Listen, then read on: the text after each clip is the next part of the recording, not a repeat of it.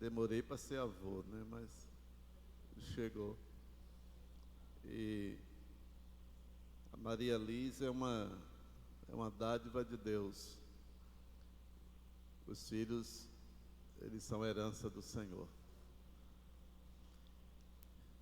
Fiquei pensando ontem à noite, depois que cheguei para dormir. E fiquei acordado mais ou menos até 1h30 da manhã, pensando nessa manhã. Algumas coisas acontecem em nossas famílias que às vezes nós não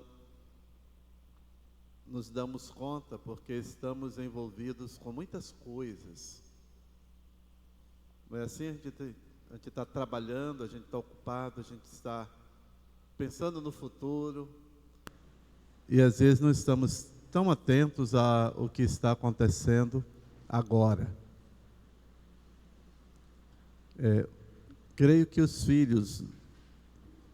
nossos filhos, estão em lugar seguro. Mas muitos filhos não estão em lugares seguros. Muitas famílias agora estão enfrentando muitas lutas, crises, adversidades terríveis. Eu fiquei pensando, sabe, pastor, que a dracma foi perdida dentro de casa.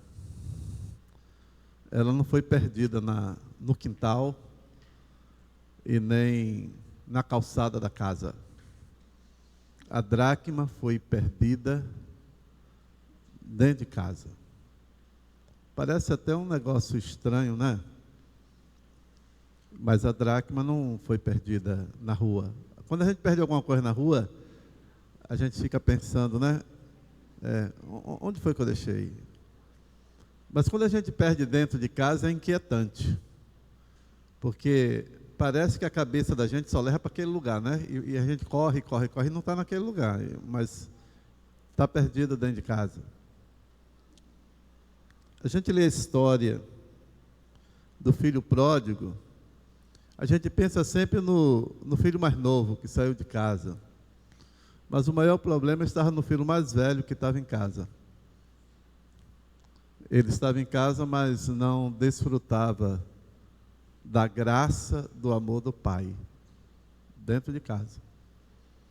Isso é trágico, quando nos perdemos no lugar que deve ser o lugar mais seguro para nossas vidas. Alguém já disse que os maiores acidentes acontecem dentro de casa. Eu já vi uma crente morrer na igreja, durante um culto. Infelizmente eu era o pastor, para experimentar esse negócio duro da vida. Mas já vi amigos meus terem ataque cardíaco dentro do banheiro, em segurança, dentro de casa, e morrer. Uma amiga da minha filha, ela teve um ataque cardíaco dentro de casa também. Quando a irmã mais nova foi encontrá-la pela manhã, a mais velha era funcionária da Universidade Federal, uma menina crente, mas ela amanheceu morta. Durante a noite ela passou mal e ela teve um ataque fulminante. Morreu. Dentro de casa. Às vezes nós não pensamos nessas coisas, porque a nossa preocupação é sempre fora de casa. Com quem os meus filhos estão andando, como as coisas estão acontecendo no trabalho, na escola, na faculdade, e às vezes não estamos tão atentos para dentro de casa. Fiquei pensando que os maiores milagres também podem acontecer dentro de casa. Eu aprendi a ler Bíblia dentro de casa. Eu aprendi a orar dentro de casa. Eu aprendi a dar dízimo dentro de casa. Eu aprendi a temer a Deus no culto doméstico. Eu me converti aos 11 anos. Mas minha mãe já tinha me ensinado verdades inquestionáveis sobre Deus. Eu fiquei órfão de mãe, eu tinha 14 anos. A maioria achava que eu ia deixar a igreja porque eu ia à igreja por causa da minha mãe. Não, negativo. Eu tinha uma experiência com Jesus aos 11 anos. Eu sei o dia da semana que me converti, lembro do texto e lembro quem pregou.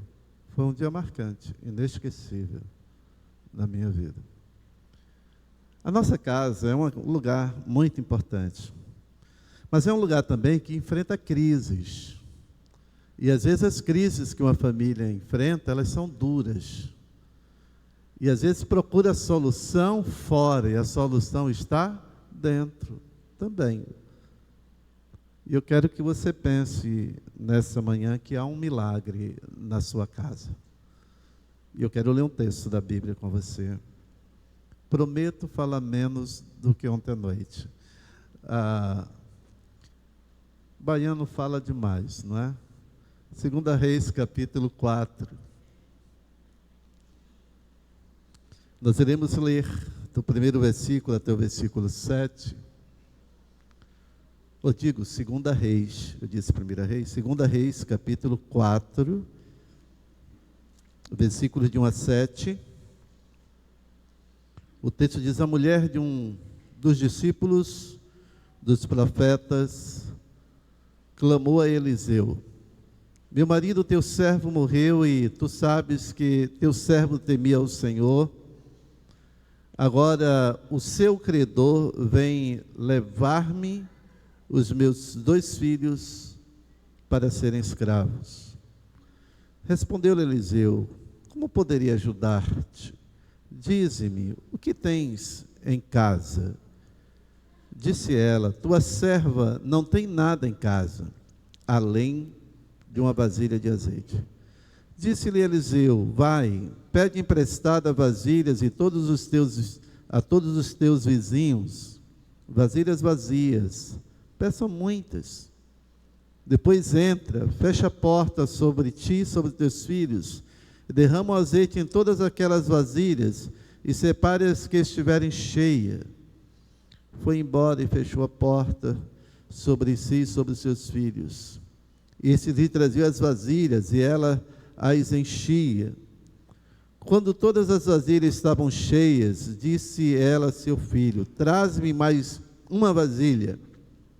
Ele, porém, respondeu: não há mais vasilha nenhuma. Então o azeite parou. Foi ela e fez saber ao homem de Deus, e ele disse: vai, vende o azeite, paga a tua dívida, e tu e teus filhos vivei do que sobrar. Amém? Fiquei pensando como muitas famílias, elas entram em crise dentro de casa. E como isso, na verdade, tem nos atingido de uma forma muito grande. A gente começa a entender que muitos não buscam socorro em Deus. Às vezes vão buscar primeiro socorro em pessoas que não podem, de fato, ajudar. Quando surge uma crise financeira, a maioria logo pensa em fazer um empréstimo. Não é assim? Fazer um empréstimo, pagar as contas, aí arranja outra conta. Eu sempre digo que quem toma emprestado é porque não tem. E a Bíblia diz até assim: se alguém te pedir emprestado, empreste sem esperar receber. Então, é isso que a Bíblia diz: emprestar sem esperar receber. Porque quem está tomando emprestado, não tem. Lá na igreja eu digo sempre, pessoal, o seguinte: se você tem o valor para pagar a sua energia segunda-feira, e alguém no sábado diz: me empreste um dinheiro, e você diz: só tenho da energia, ele diz: não, eu te entrego segunda-feira. Diga logo: eu não tenho, porque segunda-feira ele também não vai ter, e você vai ficar irritado com aquela pessoa. Então o conselho de Deus faça o seu orçamento, e o que já está comprometido não é seu. Então você não pode emprestar, porque quem toma emprestado é porque não tem. E isso às vezes quebra amizades. Mas quando nós olhamos esse texto, nós observamos que tem uma família em crise, e não é uma família que não teme a Deus, é uma família que nós poderíamos chamar de uma família de crentes, de pessoas que oram, de pessoas que se relacionam com Deus. É um discípulo do profeta, não é uma pessoa descomprometida, mas é um homem que tem uma esposa e tem 2 filhos. E a crise pode chegar à porta de qualquer pessoa. As crises, nós não estamos isentos dela. Elas batem a nossa porta. Elas chegam, às vezes, com uma velocidade enorme. E aí, quando você observa isso, olhamos que, para o nosso casamento, por exemplo, o crente acha assim: casei, o meu casamento não vai ter problemas.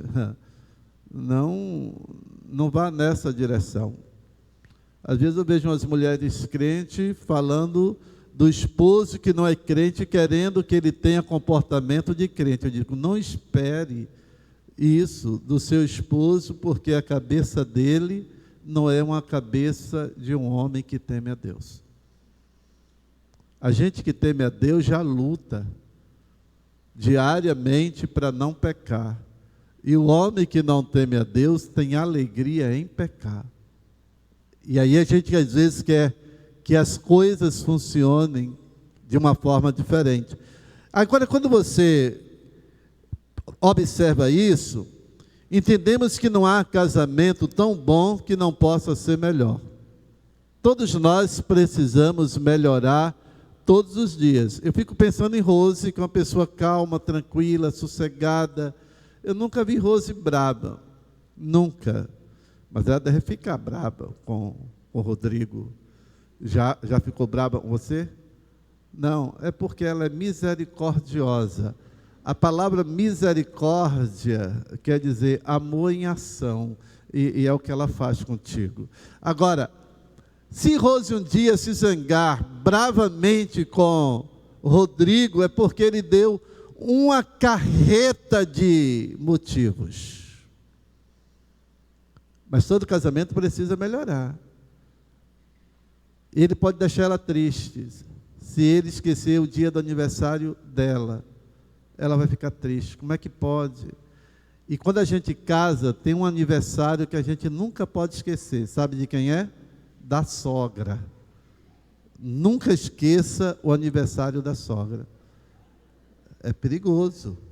A minha sogra já casou 2 vezes. Ela completou 94 anos. Eu digo sempre que ela é uma pessoa perigosa e não deve andar na rua, porque ela já enterrou 2. Então, ela fez uma lista de pessoas para o plano funerário dela, já enterrou 7. Eu pedi a ela que não colocasse meu nome lá. Então, as crises chegam na nossa casa, na nossa família. Mas a gente olha o seguinte, que todo casamento precisa ser melhorado. Mas também todo casamento que está passando por crise, ele pode ser restaurado. As duas coisas caminham juntos. E quando nós observamos essa história, nós temos um diagnóstico de uma tragédia em casa, na família. E é uma tragédia horrível, sabe por quê? A primeira coisa que vem é que houve uma morte prematura. O homem morreu.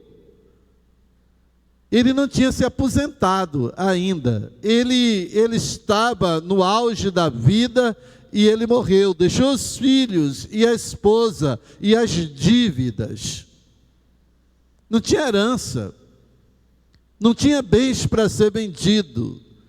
Não tinha bens para se desfazer e honrar as dívidas. Não tinha. Uma morte prematura. Mas essa morte prematura daquele homem, a gente vê o seguinte, que muita coisa às vezes começam também a morrer de forma prematura em nossas casas.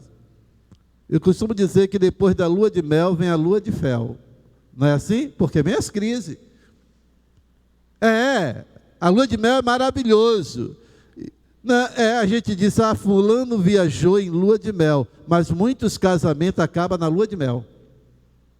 A decepção, a expectativa errada, as pessoas entram em crise muitas vezes na lua de mel. Muitas vezes já voltam separados, já voltam com as crises no alto, porque as expectativas foram erradas. E aí você começa a observar que aquele homem morreu, e há muitos casamentos que estão morrendo também, algumas coisas morrendo no seio da família, não é só a morte física. A morte física pode ser dolorosa, mas ela é uma realidade na vida dos seres humanos. Mas tem coisas também que traz a morte, dentro de um casamento, a morte dos sentimentos. A Bíblia não diz mais eu te amo. Não tem mais eu te amo. Não senta mais na mesa frente a frente. Um come na cozinha, o outro come lá no sofá, assistindo o Globo Esporte. Os sentimentos vão morrendo, não saem mais juntos, não tem mais vontade de estar perto. A vida sexual vira banal, não se olha mais, não tem mais declaração de amor, não tem mais toque, carinho, beijo, não acorda mais dizendo, oi, você dormiu bem, você está bem, meu amor, como é que vai ser seu dia?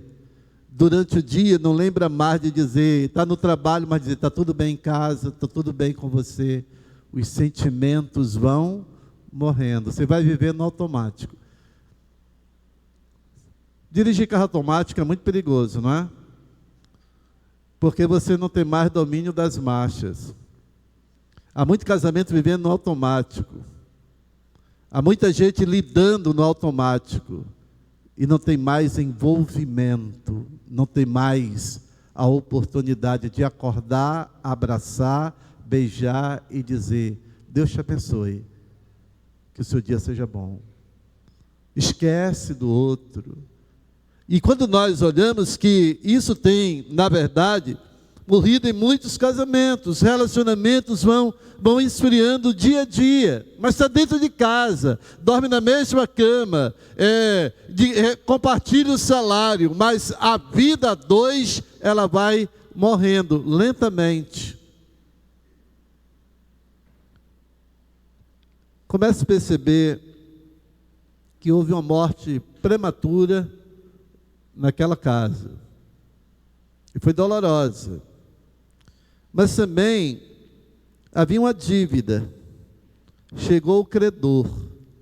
Ele queria o dinheiro dele. Ele fez investimento. Ele investiu naquela família. Agora ele queria o retorno. Quem investe quer retorno. Ele queria o retorno dos bens. Mas o homem morreu. Você já viu um casal separando? Eu lido com isso quase toda semana. Eu atendo muita gente lá em Açu, mas não crente do que crente. Me procuram para ajudar. Outro dia recebi um moço da Assembleia de Deus. Ele disse, eu vim conversar com o senhor porque eu não tenho coragem de conversar com o meu pastor. E eu fiquei preocupado com o pastor dele e com ele. Mas olha só, quando você começa a perceber que essa situação vai se tornando grande, a dívida chega, o consumismo invade, e o consumismo, ele é um grande inimigo da família, o consumo sem controle, as pessoas vão perdendo. Aí você precisa pensar, como é que está o seu casamento? Quais são as dívidas que precisam serem pagas? Sabe aquelas promessas feitas, que você nunca honrou? Mulher não esquece. Já viu dizer que mulher tem memória de elefante? Já, porque ela lembra de tudo que você prometeu. Se você a encontrou há 40 anos passados, 50 anos passados, ela lembra a roupa que você estava vestido, o chinelo que você estava, ela lembra o lugar, ela lembra o que você diz. Mulher não esquece uma vírgula. Por isso elas entram em crise. Rose está dizendo, te prepara, Rodrigo. Mas, olha bem, como isso é interessante. As mulheres lembram de tudo. Elas têm uma memória. Por isso, de vez em quando, ela está chorando. Aí o homem diz, foi que eu fiz. O homem logo se acusa. Foi que eu fiz. Foi que eu não fiz. Aí ele começa a procurar. Aí ele vai lá e diz, o que é que você está chorando? Foi que eu fiz hoje. Ela diz, não foi hoje. Foi há 10 anos atrás. Memória de elefante. Elas não esquecem as feridas, as dores da alma. Então, quando você começa a perceber que é uma dívida que devia ser paga, e quando nós vemos uma outra questão, a forma de pagar aquela dívida era entregando os filhos como escravos. Já pensou que tragédia maior para aquela mãe? Não era tão grande a morte do marido, mas ver os seus filhos sendo entregues como escravos. Ela ficou preocupadíssima. A crise aumentou. E aí você começa a olhar como os filhos, a Bíblia diz que os filhos são aliança, é uma bênção de Deus. Os filhos são a resposta do amor. Agora, quantos filhos dos crentes estão nas drogas? Quantas filhas de nós crentes no mundo estão vivendo de prostituição? Quantos filhos dentro do homossexualismo? Quantos filhos vivendo uma vida perdida, escravizados pelo pecado? É duro. Lembro-me bem de um pastor lá no Rio de Janeiro. Não direi o nome por uma questão ética. Ele tinha 2 filhos. Um filho era médico. E um outro era chefe do tráfico no Morro Dona Marta. Como você começa a pensar nisso? O filho médico estava voltando de Macaé, no Dia das Mães, para passar o Dia das Mães em casa com a sua mamãe. Sofreu um acidente trágico e morreu no Dia das Mães. Um ano depois, aquele outro jovem, chefe do tráfico, foi morto, tragicamente, cravado de balas pela polícia. É duro, não é não? Mas nós não estamos isentos dessas coisas. Por isso precisamos olhar o que está morrendo dentro de nossas casas e o que está escravizando os nossos filhos. Às vezes nós estamos tão empolgados e tão voltados para ganhar dinheiro, para os nossos filhos se darem bem na vida, que nós esquecemos para onde eles estão indo. Essa mãe aqui está preocupada e procura o profeta dizendo, sabe, o teu discípulo, o teu servo, aquele homem que era meu marido, ele morreu, e agora nós estamos vivendo um momento crítico, difícil, e precisamos, na verdade, de ajuda. Eu quero que vocês entendam que a família é um bem precioso, e que o diabo olha para ela todos os dias. Quando você olha a história de Jó, a primeira coisa que o diabo mexe não é nos bens de Jó, mas mexe na estrutura familiar. Ele mata os filhos. Ele faz uma mulher ficar ferida, machucada. A gente olha para a mulher de Jó dizendo, aquela mulher era doida. Doida? Não, ela estava acabada, destruída. Ela olha para Jó adorando a Deus, ele disse, não é justo os nossos filhos, e não era um filho, você perder todos os filhos em um dia. É trágico. Às vezes a tragédia se abate dentro de casa. E você começa a olhar como isso é terrível. É o diagnóstico daquela tragédia. Mas a gente precisa pensar no diagnóstico da situação, porque o versículo 2 diz que, 1 e 2 diz que agora aquela mulher procurou o profeta e respondeu a Eliseu: como poderei ajudar-te? Dize-me o que tens em casa. Disse ela: tua serva não tem nada em casa além de uma vasilha de azeite. O interessante é que essa mulher, ela não reclama de Deus. Ela quer solução que vem do homem de Deus. A gente ouve isso sempre, né, pastor? O que é que eu faço, pastor? Como é que eu saio dessa? As pessoas procuram solução.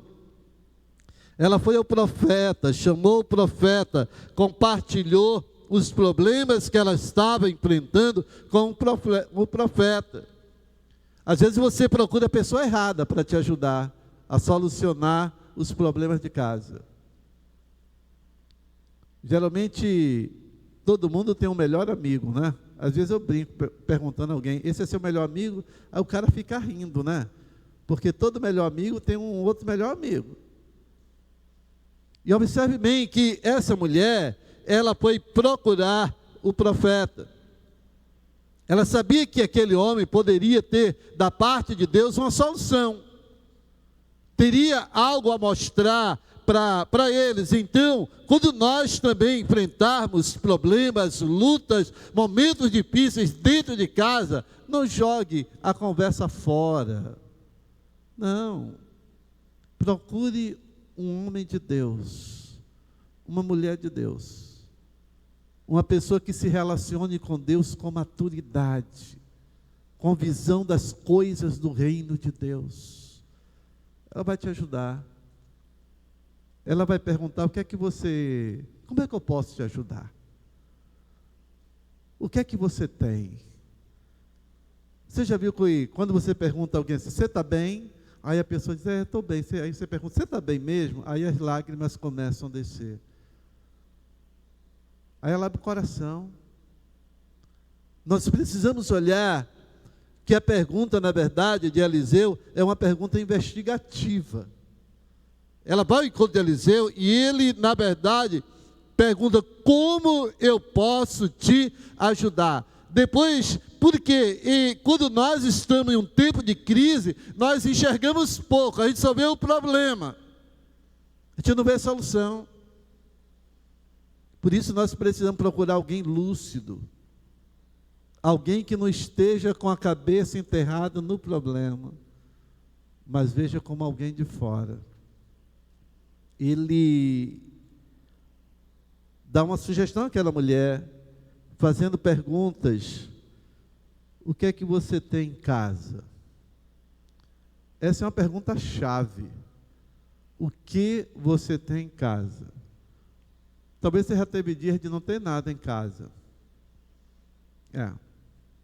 De olhar para a sua geladeira e, como diz uma amiga minha, ela está tão limpa igual o coração de Maria, sabe?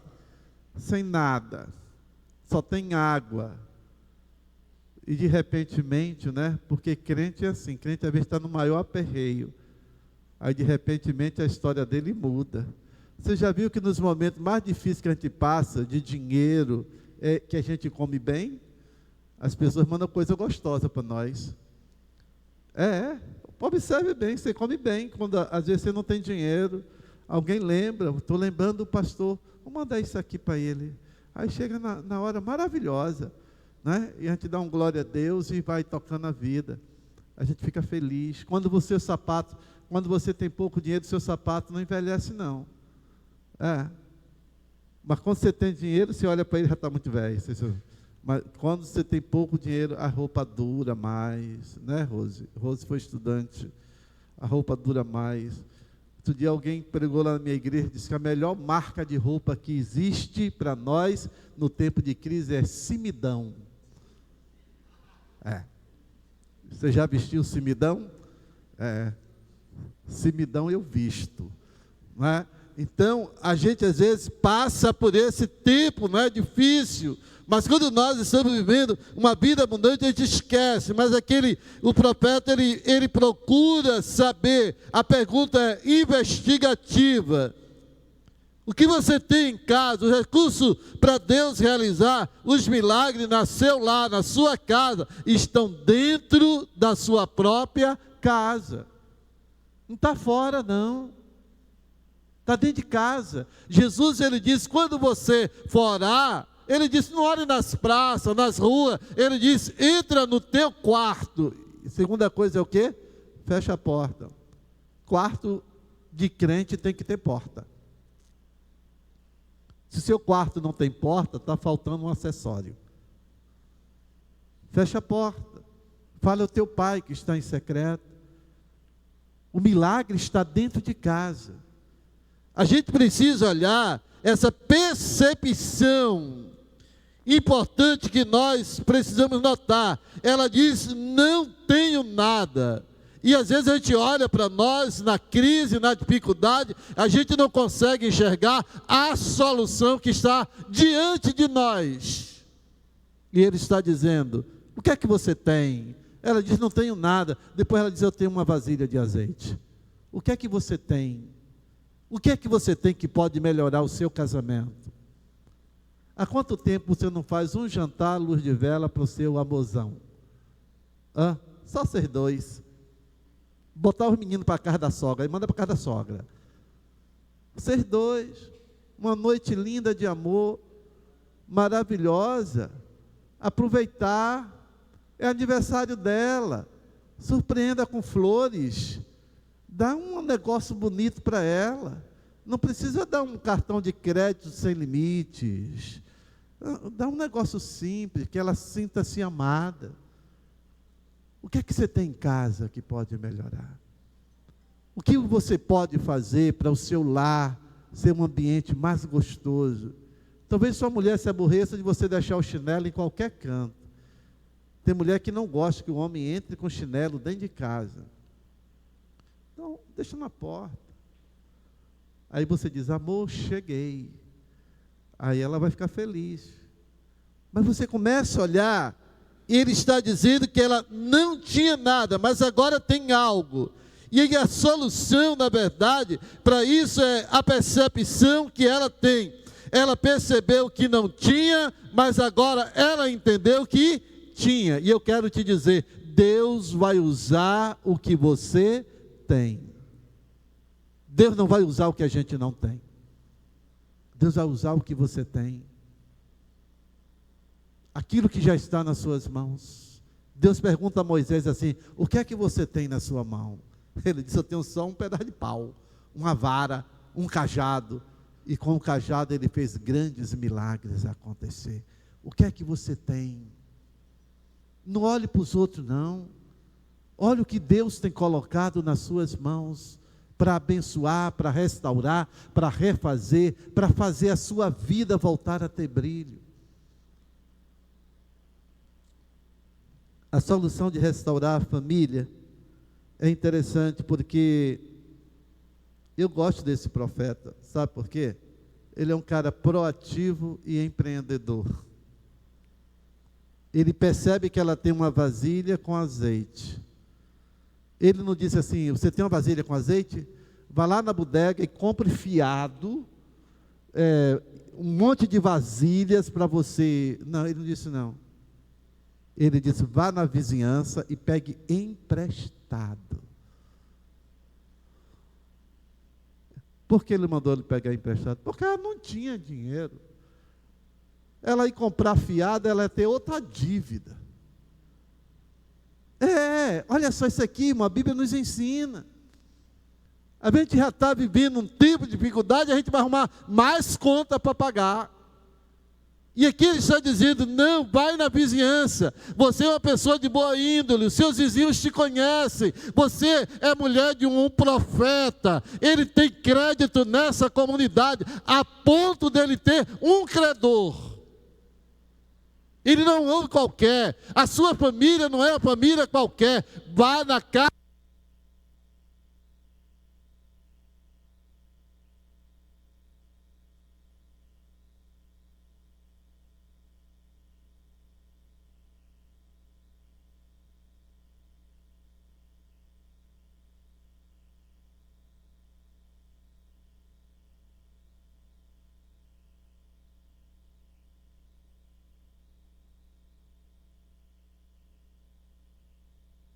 E ele disse o seguinte: olha só, isso aqui é estratégia de Deus para restauração.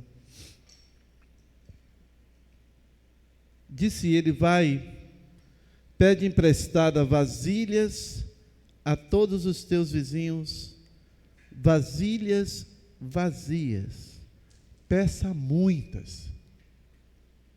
Isso aqui é interessante, porque às vezes na crise a gente tem medo de grandes projetos. Na área da administração, a gente diz que dá o mesmo trabalho pensar pequeno e pensar grande. É o mesmo trabalho que dá. Pense grande. Acredite no que Deus pode fazer. No que Deus pode mover. E quando você começa a olhar, ele está orientando aquela mulher que chega para ele sem solução, mas ele descobre que a solução estava dentro de casa. Peça vasilhas vazias, peça muitas. Sabe o que ela fez? Ela fez isso, ela creu. Quem está falando é um homem de Deus. Eu creio que nós vamos sair desse problema. Ela segue a regra que ele está dizendo: vasilhas a todos os teus vizinhos, vasilhas vazias, peça muito. Depois, entra, fecha a porta sobre ti, sobre o teu filho, e derrama o azeite em todas as vasilhas. Ela fez isso. Isso aqui é a forma de Deus trabalhar, irmão. Primeira coisa, obediência ao que Deus está falando. Ela é uma mulher corajosa. A solução está nisso, a solução estava no pouco. Ninguém começa no muito. No período da pandemia, uma das minhas ovelhas, a Cláudia, tesoureira da nossa igreja, ela colocou uma loja de bijuterias. E um pouco antes da pandemia, ela pagava 1.700 de aluguel. No período da pandemia, o dono do prédio não quis reduzir o valor. Ela pediu para ele descer para 1.000 enquanto a pandemia passava. Ele disse: de jeito nenhum. Ela foi conversar comigo. Eu disse: vamos orar, Deus vai mostrar outro para você. Ela encontrou um outro prédio no centro do Açu, pagando sabe quanto? R$500. Olha só, o cara perdeu de ganhar 1.000 e ela reduziu R$800. Que maravilha, Deus é bom demais, querido. Hoje ela tem 3 lojas, mas ela precisou acreditar que Deus estava conduzindo ela para um novo momento. Deus, Ele trabalha no pouco, irmãos. Às vezes nós queremos começar no muito. Deus não faz isso. Deus, Ele é um Deus poderoso. E Ele pega o pouco. A mulher diz: eu tenho apenas uma botija de azeite. A salvação de Deus não está no pouco. Está naquilo que nós colocamos em suas mãos. Aquela mulher, ela não fica se maldizendo, ela vai trabalhar. Você quer que o seu casamento mude, você precisa se envolver de forma positiva. Não fique lamentando pelos cantos, não. Tem um cara lá em Açu chamado Marcones. Ele é conhecido como Marconi Móveis. Ele faz móveis planejados quase para o Nordeste todo. Ele era um cara bêbado. A mulher se converteu. O filho mais novo se converteu. Muitas vezes ela chegava na igreja chorando. No dia 24 de dezembro, ele bateu o carro num poste. O nosso culto de Natal é dia 25. Ele se converteu no dia 25. E aí? É um novo homem, próspero, abençoado. Ele liga para mim todos os dias, perguntando se eu estou bem e se eu estou precisando de alguma coisa. Deus tem abençoado ele, mas Deus tirou ele de quebrar. Ele estava à beira de quebrar por causa dos maus hábitos. Deus restaura. Deus restaura a família. O que é que você tem? Qual é o pouco que sobra de amor, de carinho, de atenção? Deixa Deus multiplicar. Deixa Deus fazer um milagre na sua vida. E aí ele começa a ver que Deus vai trabalhando. E ele estava, aquela mulher, ela vai trabalhar.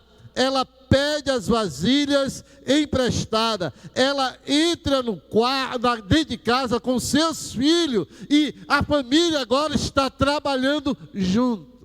Família que quer sobreviver às tempestades da vida não pode caminhar separado. Tem que caminhar junto. Projeto de um, projeto do outro. Está sonhando comprar uma casa, é os dois sonhando a mesma coisa. E dizer, Deus, nós estamos orando por uma casa. Semana passada aconteceu um negócio com o meu filho mais novo, o meu filho do meio. Ele disse que é o sofredor, o filho do meio. É o Tiago. A esposa dele, a Vanessa, trabalhar no Sincred. Ela é engenheira civil, mas resolveu trabalhar na área de dinheiro, de finanças.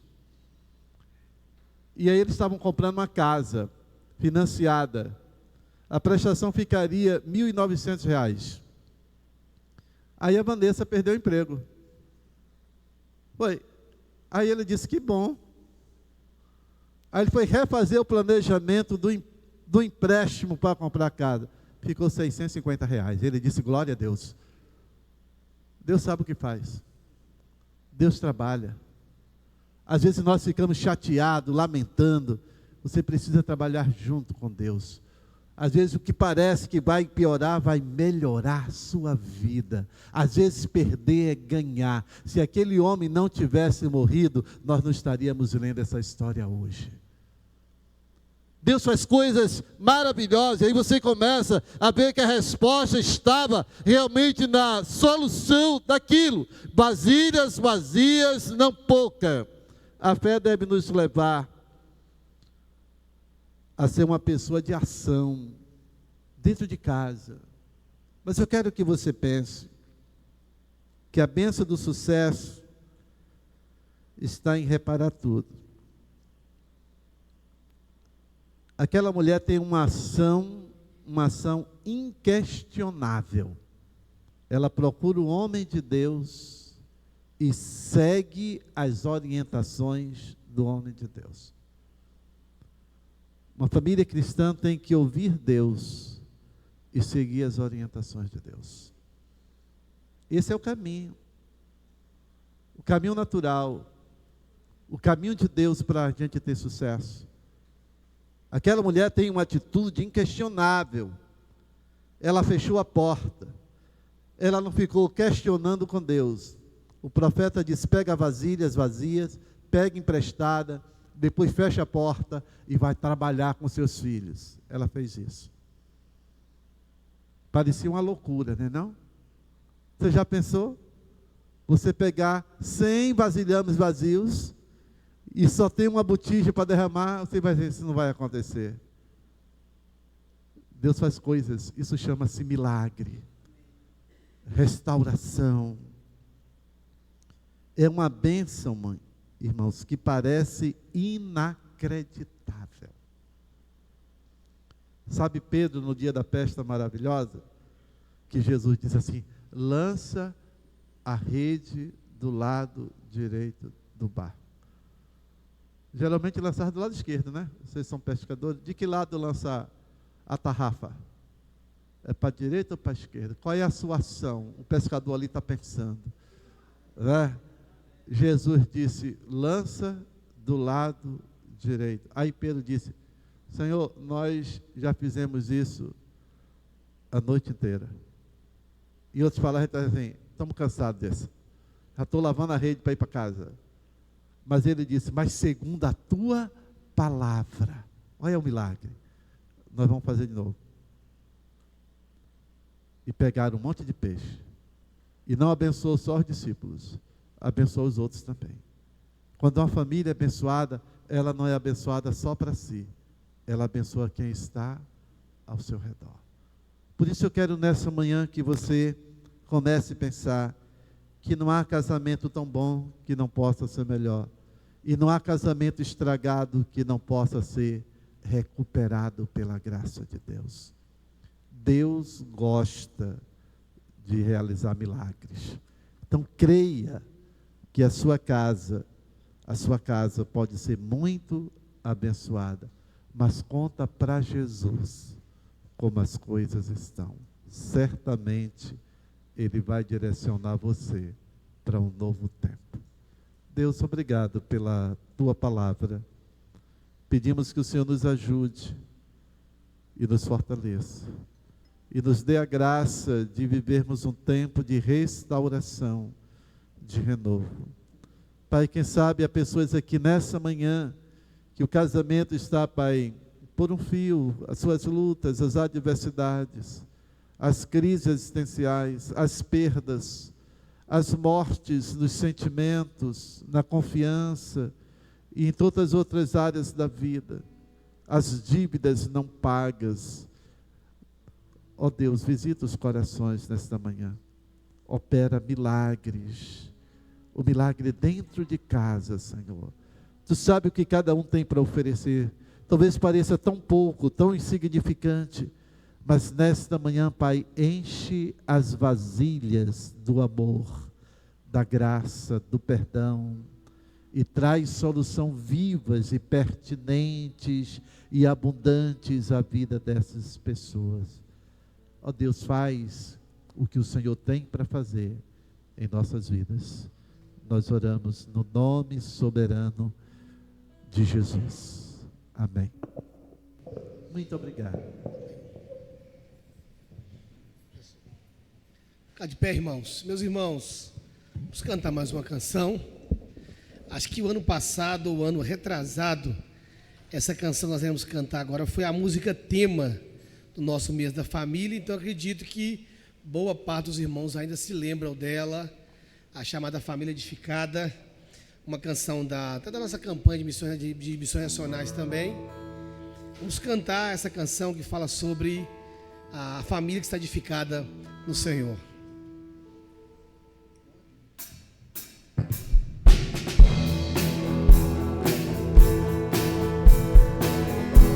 As palmas ao Senhor.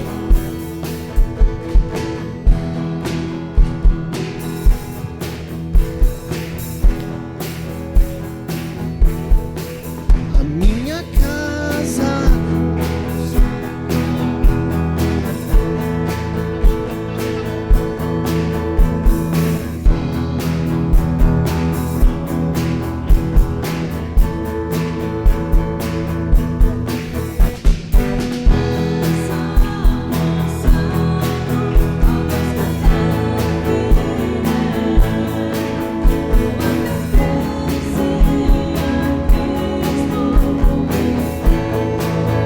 de paz, meu lar pertence.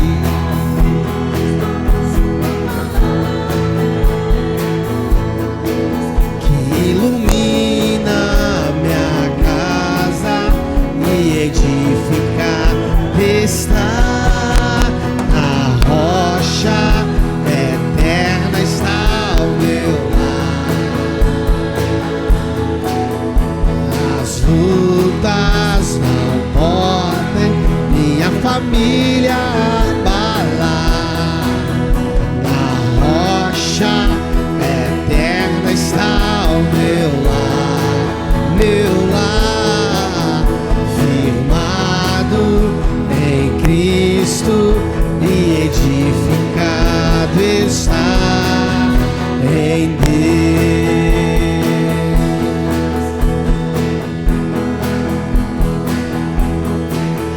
Minha casa consagro ao Deus que é fiel. Sua bênção, que sua bênção derrama e nos enche de paz. Meu lar pertence a Cristo Cristo, sua palavra é a luz que ilumina minha casa, edificada está na rocha eterna, está o meu lar, meu lar. As lutas não podem na rocha eterna está o meu lar, firmado em Cristo e edificado está em Deus.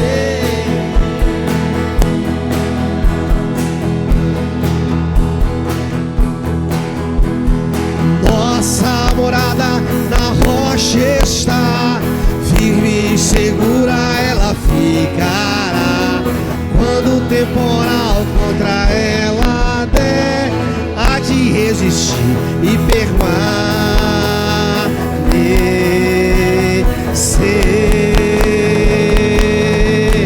Na rocha eterna está o meu lar. As lutas não podem minha família abalar. Na rocha eterna está o meu lar, firmado em Cristo e edificado está em Deus. Nossa morada na rocha está, firme e segura ela ficará. Quando o temporal contra ela der, há de resistir e permanecer. As vozes na rocha,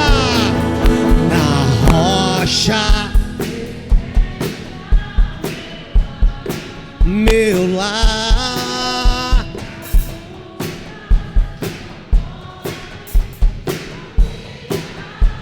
Na rocha,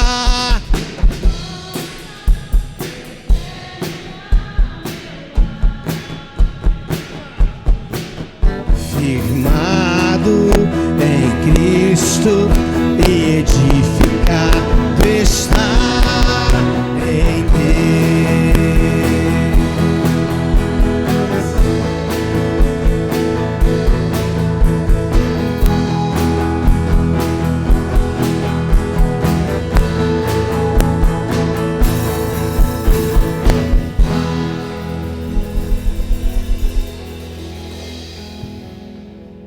Irmãos, nós temos mais um momento hoje ainda. Eu queria contar com a presença dos irmãos.